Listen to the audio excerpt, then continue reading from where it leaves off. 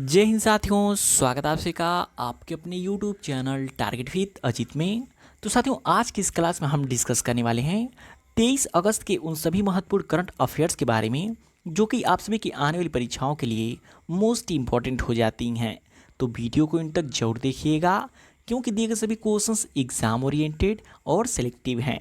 तो आइए देखते हैं। जैसे पहला प्रश्न है, अगस्त सन 2025 में भारत ने कहां से अग्नि 5 इंटरमीडिएट रेंज बैलिस्टिक मिसाइल का सफल परीक्षण किया है। साथियों, आने वाली सभी एग्जाम्स के लिए ये क्वेश्चन मोस्ट इंपॉर्टेंट हो जाता है कि अगस्त सन 2025 में भारत ने कहां से अग्नि 5 इंटरमीडिएट रेंज बैलिस्टिक मिसाइल का सफल परीक्षण किया है।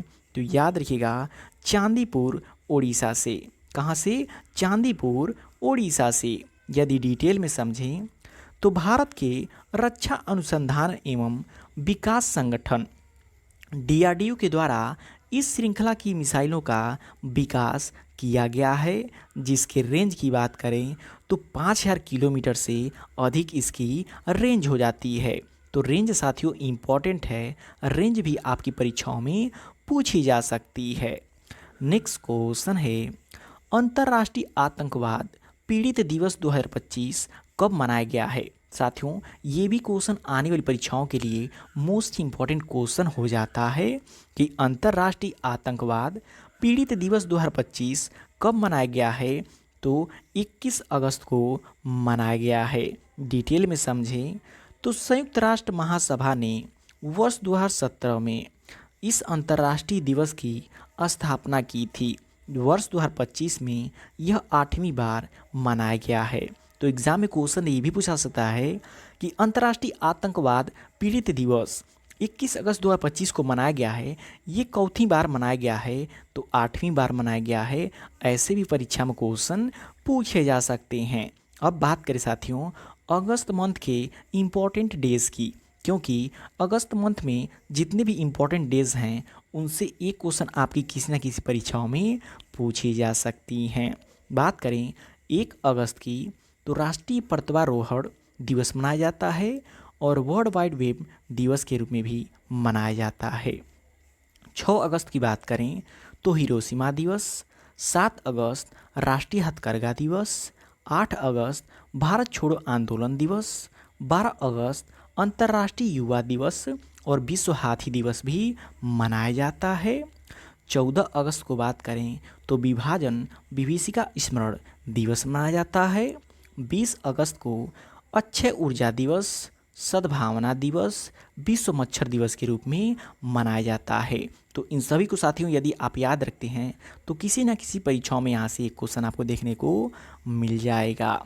नेक्स्ट क्वेश्चन है, हाल ही में किसने चीन के बीजिंग में 18, यहाँ पे जिंग नहीं होगा, बीजिंग में 18वें अंतर्राष्ट्रीय पृथ्वी विज्ञान ओलंपियाड में 2 पदक, 1 गोल्ड और 1 रजत जीते हैं? तो काफ़ी इंपॉर्टेंट क्वेश्चन होता है, क्योंकि देखिए जो भी हाल ही में खेल हुए होते हैं उससे आने वाली सभी परीक्षाओं में क्वेश्चन बनते ही बनते हैं।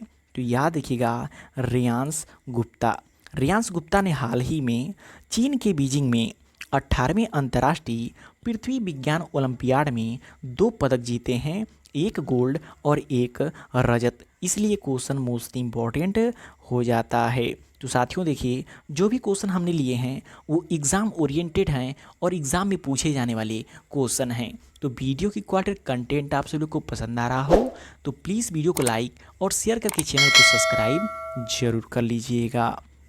नेक्स्ट क्वेश्चन है, India's first radicals young Bengal and the British empire नामक पुस्तक किसने लिखी है? तो देखिए, हाल ही में जो भी पुस्तक लिखे गए होते हैं उनसे भी परीक्षाओं में क्वेश्चन पूछे जाते हैं, जिसमें से ये क्वेश्चन मोस्ट इम्पॉर्टेंट हो जाता है कि India's first radicals young Bengal and the British empire नामक पुस्तक किसने लिखी है? तो याद रखिएगा, रोनसिका चौधरी ने लिखी है। किसने लिखा है? रोनसिका चौधरी ने लिखा है। डिटेल में समझें तो इसी वर्ष जनवरी 2025 में प्रकाशित हुई है। इस पुस्तक में वह यंग बंगाल आंदोलन और उसकी ब्रिटिश साम्राज्यवाद के संदर्भ में योगदान की विस्तार से विवेचना करती है। तो काफ़ी इम्पोर्टेंट पॉइंट साथियों, याद रखिएगा।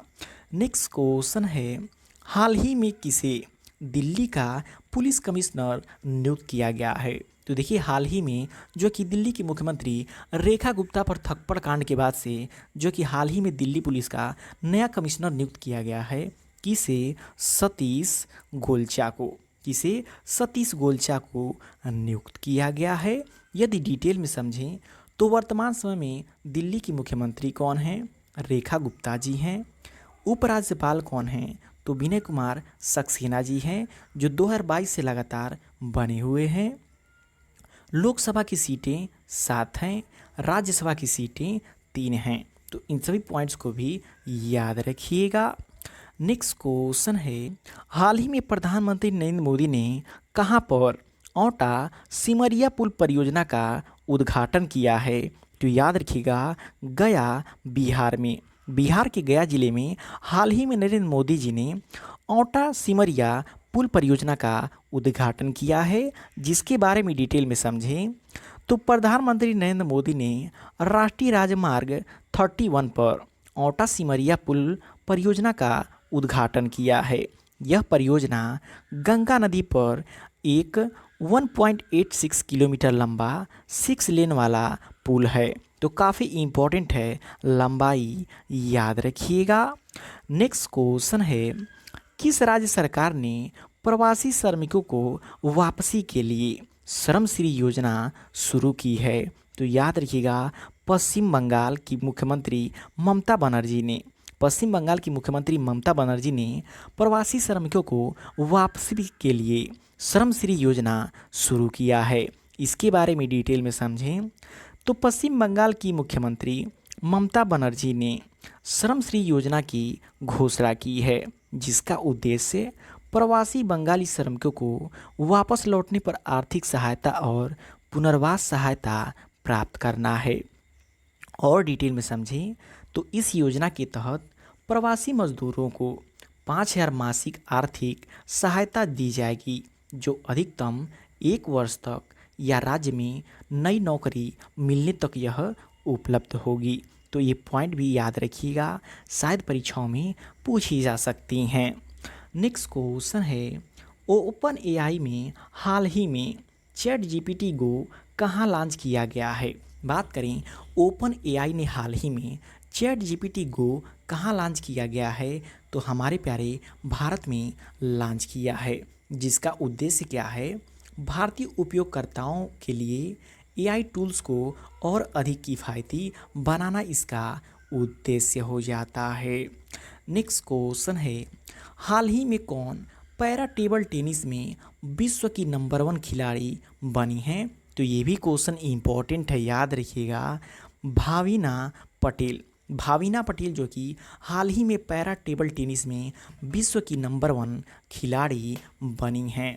इनके बारे में और डिटेल में बात करें तो भाविना पटेल जो कि भारतीय पैरा टेबल टेनिस खिलाड़ी हैं, हाल ही में पैरालंपिक वर्ग व्हील चेयर में विश्व रैंकिंग नंबर 1 प्राप्त करने वाली पहली भारतीय खिलाड़ी बनी हैं। तो देखिए, जो भी पहले खिलाड़ी बनते हैं उनसे क्वेश्चन परीक्षाओं में ज़रूर पूछे जाते हैं। नेक्स्ट क्वेश्चन है, हाल ही में सेरेबो नामक डिवाइस किसने विकसित किया है? तो याद रखिएगा, किसने विकसित किया है? भारतीय चिकित्सा अनुसंधान परिषद ICMAR ने, जिसे शॉर्ट में कहा जाता है Indian council of medical research, इसका फुल नेम हो जाता है।